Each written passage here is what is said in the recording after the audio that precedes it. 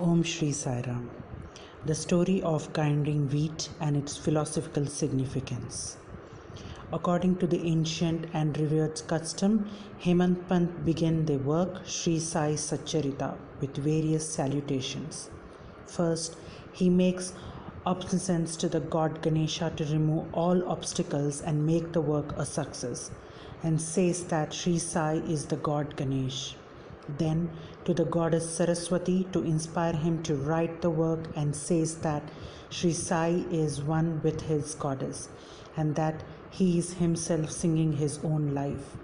Then to the gods Brahma, Vishnu and Shankar, the creating, preserving and destroying deities respectively, and says that Sainath is one with them, and he, the great teacher, will carry us across the river of worldly existence. Then to his tutelary deity Narayana Adinath, who manifested himself in Konkan, the land reclaimed by Parshuram from the sea, and to Adi Parusha of the family. Then to the Bharadwaj Muni, into whose Gotra he was born, and also to various rishis Yajnavalkya, Bhruga, Parashar, Narad, Vedavyas, Sanak, Sanandan, Sanantakumar, Shukha, Shaunak, Vishwamitra, Vashishtha, Valmiki, Vamadeva, Jainani, Vaishnapayan, Navayogindra, etc., and also modern saints such as Nivruti, Dhanyadev, Sopan, Muktabai, Janardhan, Eknath, Namdev, Tukaram, Kanha, and Narhari, etc. Then to his grandfather Sadashiv, father Raghunath, his mother who left him in his infancy, and to his paternal aunt who brought him up, and to his loving elder brother. Then to the readers, and prays them to give their whole and undivided attention to his work. And lastly to his Guru Shri Sainath, an incarnation of Shri Dattatreya, who is his sole refuge and who will make him realize that Brahma is the reality and the world an illusion, and incidentally to all the beings in whom the Lord God dwells. After describing in brief the various modes of devotion according to Parashar, Vyas and Sandhilya, etc., the author goes on to relate the following story. It was some time after 1910 that I went one fine morning to the masjid in Shirdi for having a darshan of Sai Baba. I was wonderstruck to see the following phenomenon. After washing his mouth and face, Sai Baba began to make preparations for grinding wheat. He spread a sack on the floor, and thereon sat a hand mill. He took some quantity of wheat in a winnowing fan, and then drawing up the sleeves of his kafni and taking hold of the peg of the hand mill, started grinding the wheat by putting a few handful of wheat in the upper opening of the mill and rotated it. I thought, what business Baba had with the grinding of wheat when he possessed nothing and stored nothing, and as he lived on the alms. Some people who had come there thought likewise, but none had the courage to ask Baba what he was doing. Immediately this news of Baba's grinding wheat spread into the village, and at once men and women ran to the masjid and flocked there to see Baba's act. 4 bold women from the crowd forced their way up, and pushing Baba aside, took forcibly the peg and handle into their hands, and singing Baba's leelas started grinding.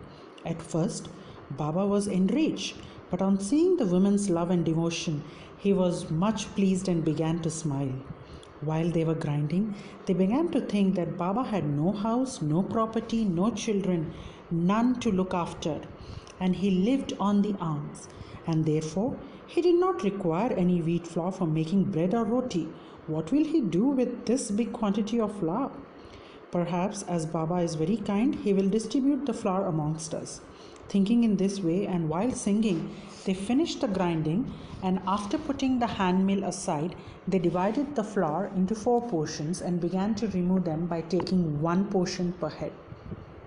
Baba, who was calm and quiet until now, got wild and started abusing them, saying, "Ladies, have you gone mad? Whose father's property are you looting away? Have I borrowed any wheat from you so that you can safely take the flour? Now do this. Take the flour and throw it on the village borders." On hearing this, the women felt abashed and, whispering among themselves, went to the outskirts of the village and spread the flour as directed by Baba. I asked the Shidi people, what was this that Baba did? They replied that as the cholera epidemic was spreading in the village, this was Baba's remedy against the same. It was not wheat that was ground, but cholera itself was ground to pieces and pushed out of the village. From this time onwards, the cholera epidemic subsided and the people of the village were happy. I was much pleased to know all this, but at the same time my curiosity was also aroused. I began to ask myself, what earthly connection was there between wheat flour and cholera? What was the causal relation between the two and how to reconcile them? The incident seemed to be inexplicable. I should write something on this and sing to my heart's content Baba's sweet Leelas. Thinking in this way about this Leela, my heart was filled with joy and I was thus inspired to write Baba's Leela, the Sai Satcharita. And as we know, with Baba's grace and blessing, this work was successfully accomplished. Philosophical significance of grinding. Apart from the meaning which the people of Shirdi put on this incident of grinding wheat, there is, we think, a philosophical significance too. Baba lived in Shirdi for about 60 years, and during this long period he did the business of grinding almost every day. Not, however, the wheat alone, but the sins, the mental and physical afflictions and the miseries of his innumerable devotees. The two stones of his mill consisted of karma and bhakti, the former being the lower one and the later the upper one. The handle with which Baba worked the mill consisted of dhyana.